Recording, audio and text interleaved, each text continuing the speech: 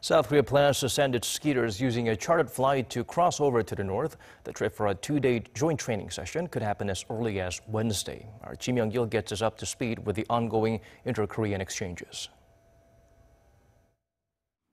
South Korea's unification ministry said Monday that it will send its non-Olympic skiers to North Korea's Masikryong Ski Resort for a two-day joint training using a chartered plane. The Kalma Airport is some 45 minutes away from the Masikryong Ski Resort. North Korea will provide South Korea with the necessary conveniences. We will not pay fees for using the North's airport and airspace, as such a payment could go against international sanctions.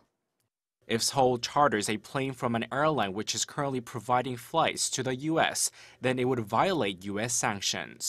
Therefore, Seoul is pondering over sending a chartered airline that does not have flights to the U.S. U.S. President Trump announced a set of sanctions in September that include banning vessels and aircraft that have visited North Korea from visiting the U.S. within 180 days.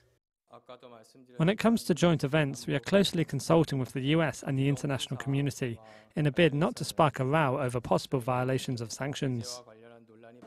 The two Koreas also agreed to hold a joint cultural performance in Mount Kumgang on the northeast coast ahead of the Pyeongchang Winter Olympics. However, Seoul may have to bring refined petroleum products to the north when it holds the cultural event, as Pyongyang said it will be difficult for it to supply power to a facility built by the South Korean side. But delivering refined petroleum products to the north could be tricky, as the UN and US have either put a cap or banned exports of crude oil and petroleum products to North Korea.